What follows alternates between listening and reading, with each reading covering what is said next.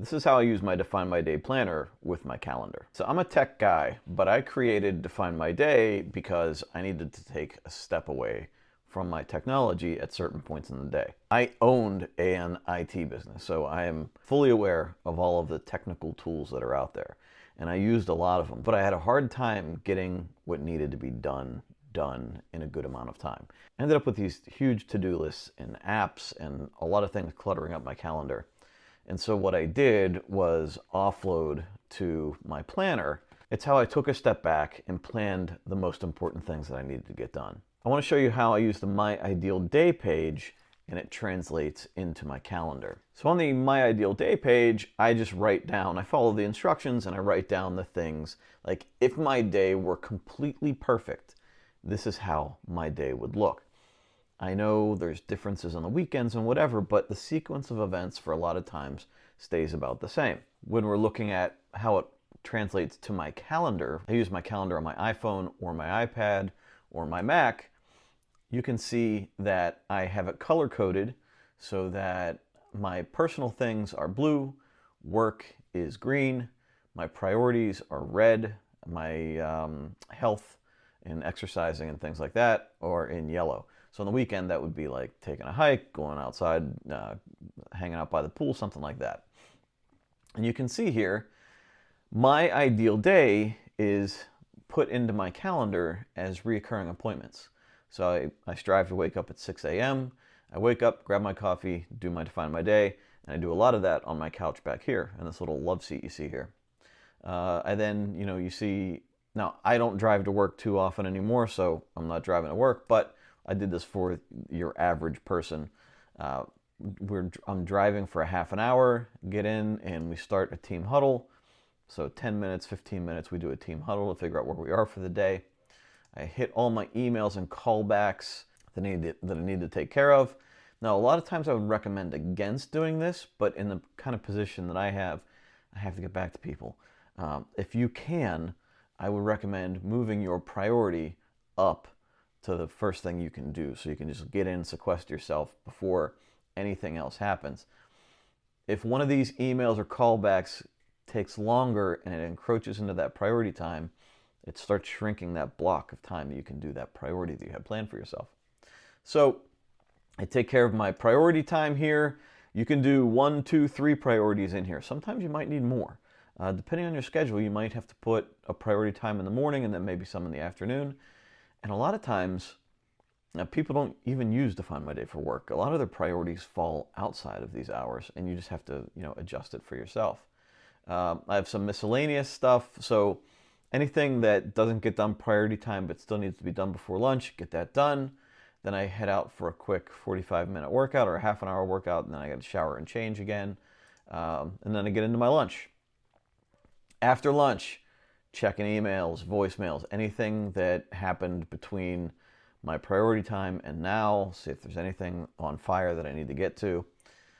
Then I get back to, now you can see on Monday here, I actually planned in specific things. So these might be priorities also. Sometimes these have to happen up here, or they can be back here. Generally, like stuff like this might not be a priority for me, but if ad planning is my priority for the day, I would want to accomplish that up here and get that done up here. And I would change it to be color coded so that it's red.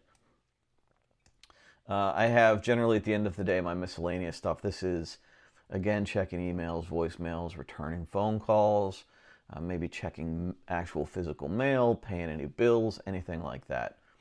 And then this, in here could be driving home. It could be if I had to stay later at work, something like that. I have to pick up my kid from practice at 6 o'clock, so that's in there every day, Monday through Thursday. We try to have dinner at the same time every day, and then we block out some family time. Again, this could be a priority. Family time could be a priority that you have in color-coded in red. But for me, it's more of a habit for me. So my priorities tend to be, things I really want to accomplish my goals. But a lot of times, like in my book, in my Define My Day planner, it my family time might actually be the top thing, especially if I feel like I've been kind of lacking lately. The 9 to 10 o'clock hour, for me, generally decompression time. Maybe I'll watch a TV show with one of my kids. And then my bedtime routine starts at 10 o'clock. I try to get asleep by 10:30, in bed by 10 o'clock. In fact, one of my healthy habits is to be in bed by 10.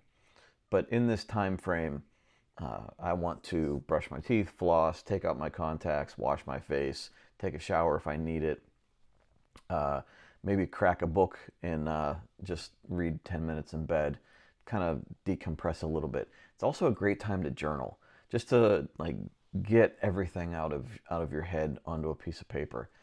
I personally have been finding that journaling in the morning has been working out for me. So in part of this wake up coffee DMD half hour that I have scheduled, I do my journaling in there too. So that's the way I do it. I just kind of I find it, I can think a little bit more clear. But that's it. I also do schedule priorities on the weekend.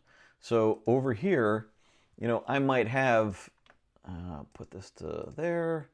I'll put like maybe rake leaves right now is a priority. Rake leaving. Rake leaves. Maybe rake leaves is a priority for me. So I'll have rake leaves on my day, and I'll probably have to make it a lot longer because there's a ton of leaves. So maybe it takes up all morning, right? I don't necessarily schedule lunch. We just do lunches on the weekends, obviously.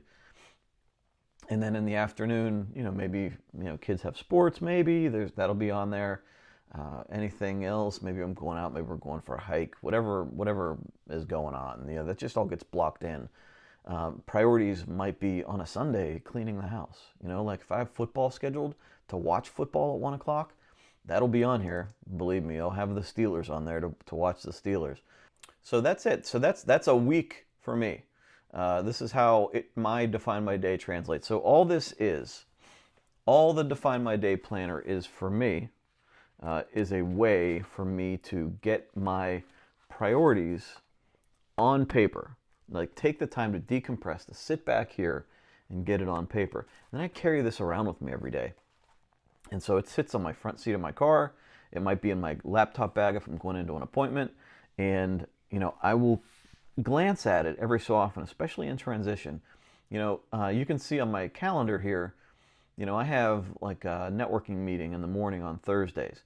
And then I have meetings with people after that. And then I have to get back into checking voicemails. And then my priorities are in the afternoon.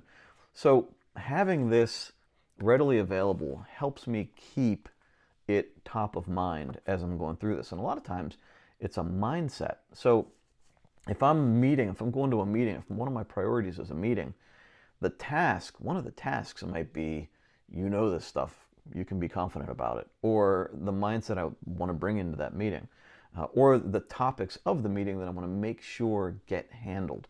So even if it's not on here, if the meeting is just on here, I'm meeting Susan at 1 o'clock, and that's a priority for me. I'm not going to put my mindset or the things I want to accomplish in the calendar, especially if it's a shared invite. But it will be on here. And that's how I use Define My Day in combination with the technology that we always use every day. So keep moving forward. I'll see you soon.